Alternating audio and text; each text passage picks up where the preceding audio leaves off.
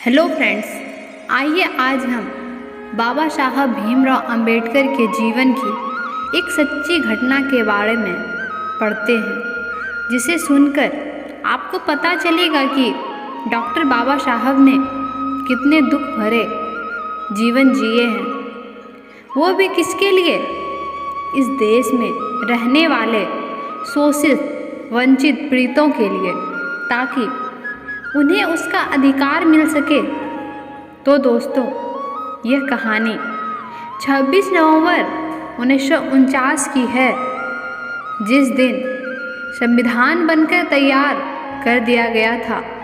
बाबा साहब कुर्सी पे बैठे थे और एक पल में रो रहे थे तो दूसरे पल में हंस रहे थे।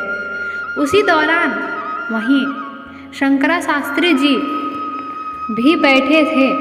शंकरा शास्त्री जी बाबा साहब की यह हालत देखकर सोचने पे मजबूर हो गए कि आखिर ऐसा क्या हो गया जिससे बाबा साहब एक पल में हंस रहे हैं तो दूसरे पल में रो रहे हैं। और जब शंकरा शास्त्री जी से नहीं रहा गया तो शास्त्री जी ने पूछा, बाबा साहब ऐसा क्या हुआ कि आप एक पल में हंस रहे हैं और दूसरे पल रो रहे हैं? तब बाबा साहब ने बताया कि शास्त्री जी, आज मेरा संघर्ष पूरा हो गया। शास्त्री जी, मैंने जिसके लिए संघर्ष किया वो सपना पूरा हो गया, लेकिन इस संघर्ष को पूरा करते करते जो तमाम कठिनाइयाँ सही, उन कठिनाइयों को याद करके रो रहा हूँ।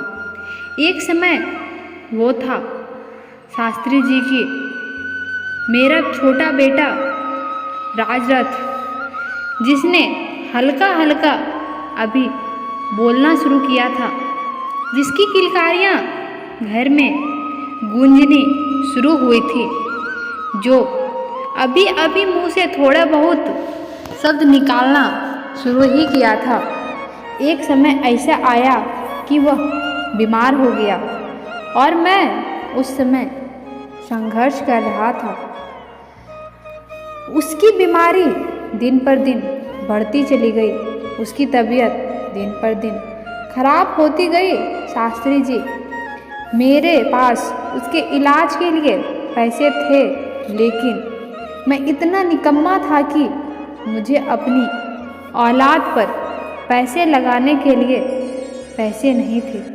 मेरे पास जो पैसे थे उसका उद्देश्य था कि वह पैसे मैं अपनी पढ़ाई पढ़ सकूं और इस देश में जो शोषित वंचित लोग हैं उनके लिए कुछ कर सकूं, क्योंकि अगर मैं पढ़ ना सकूं तो उस शोषित वंचित लोगों के लिए कुछ ना कर पाऊंगा। शास्त्री जी और मेरे छोटे बेटे राजरथ की बीमारी दिन प्रतिदिन बढ़ती चली गई। फिर एक समय ऐसा आया कि उसको गले लगाकर रोने के अलावा कुछ नहीं था। शास्त्री जी, उसकी बीमारी इतनी बढ़ गई थी कि उसको गले लगाकर बैठा हुआ था। उसकी मृत्यु कब हो गई मुझे पता ही नहीं चला। शास्त्री जी, मैंने वह दर्द, वह तकलीफ़ आज महसूस कर रहा हूँ। फिर राजरथ की मृत्यु के पश्चात लोग इकट्ठा हुए और लोगों ने बाबा साहब से कहा, बाबा साहब, अब राजरथ की दाह संस्कार करना है, नए कपड़े लाने के लिए पैसा दे दीजिए। उसके नए कपड़े लाने हैं। अब आप सोचिए शास्त्री जी, जिस बाप के पास अपने बच्चे की दवाई के पैसे नहीं थे, उसको नए कपड़े के लिए पैसे कहाँ से लाके देता? लोग इकट्ठा थे। मैं बहुत रोया शास्त्री जी। मैं अपने संघर्ष के बीच में शायद ही कभी इतना रोया हूँगा जितना उस दिन रोया। लेकिन मेरी पत्नी रमा को यह बात पता थी। मेरी पत्नी, जिसने मेरा काफ़ी संघर्ष में मदद किया था, उसे पता था कि मेरे पास पैसे नहीं हैं और मेरी रमा ने मेरे पास आकर अपनी साड़ी की पल्लू फाड़कर राजरथ को ओढ़ाया। जब उसका दाह संस्कार हो रहा था, शास्त्री जी, मैं विदेश में पढ़ाई कर रहा था। मेरी रमा लोगों के जूठन मांजती थी। ना उसके पास अच्छे कपड़े थे पहनने के लिए, ना घर में अच्छा खाना था, ना अच्छा बिस्तर था शास्त्री जी। लेकिन मैं विदेश में कोलंबिया यूनिवर्सिटी में पढ़ाई पढ़ रहा था। फिर कुछ समय पश्चात मेरी रमा भी नहीं रही। मैं उसे कुछ नहीं दे सका शास्त्री जी। मेरा बेटा राजरथ की लाश घर पे पड़ी थी। मैं उसे लांग कर गोलमेज सम्मेलन के लिए जा रहा था। लोगों ने मुझे रोका, कहा, तेरा बेटा घर में पड़ा है, तुम कोट पैंट पहनकर कहाँ जा रहे हो? लेकिन शास्त्री जी, मुझे गोलमेज सम्मेलन के लिए जाना था। मैंने अपने बच्चे की लाश लांग कर चला गया और मैंने कहा, अगर मैं आज अपने इस बच्चे के लिए रुक गया तो लाखों करोड़ों राजरथ मरे हुए पैदा होंगे। लेकिन मैं आज खुश हूँ शास्त्री जी कि मेरा राजरथ का बलिदान बेकार नहीं गया। शास्त्री जी, क्योंकि आज समाज के आने वाले सभी बच्चे पढ़ लिख कर सूट बूट पहनकर घूमेंगे।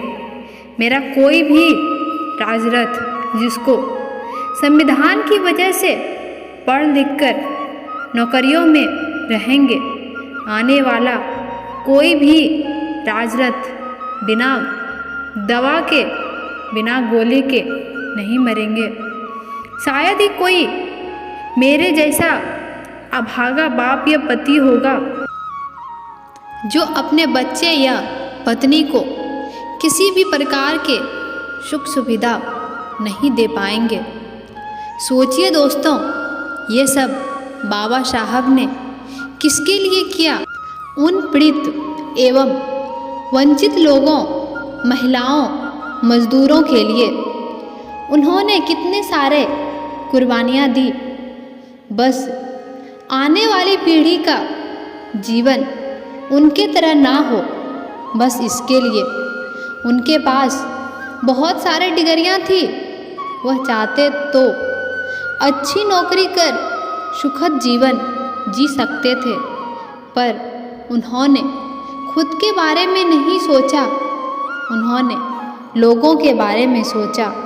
कितने महान थे वह इंसान जिन्होंने लोगों के लिए अपने बेटे तक की कुर्बानी दे दी। इसलिए जब बाबा साहब संविधान बनाकर बैठे थे तो वह एक पल में हंस रहे थे और दूसरे पल में अपने दुखों पर रो रहे थे। जहाँ संविधान बनने पर उन पीड़ित लोगों को सारे अधिकार मिलने से खुश थे तो अपने बच्चे बीवी के याद में रो रहे थे। धन्यवाद फ्रेंड्स, इस वीडियो में इतना ही। अगर आपको यह वीडियो थोड़ा भी पसंद आए तो लाइक, शेयर और चैनल को सब्सक्राइब ज़रूर करें।